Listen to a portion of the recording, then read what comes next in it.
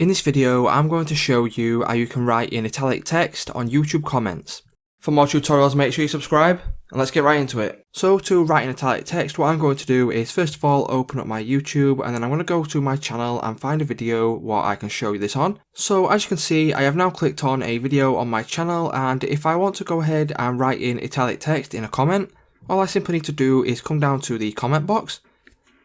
And then what I'm going to do is I'm going to write a little bit of text, so I'm going to put this is a, and if I want to write now in italic, all I simply need to do is put a underscore, and I'm going to write in tutorial, and then after that, to finish the comment off, you need to put in a underscore.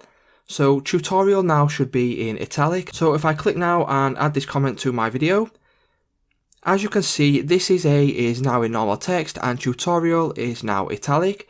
So that's how you can go ahead and write in italic text on YouTube comments.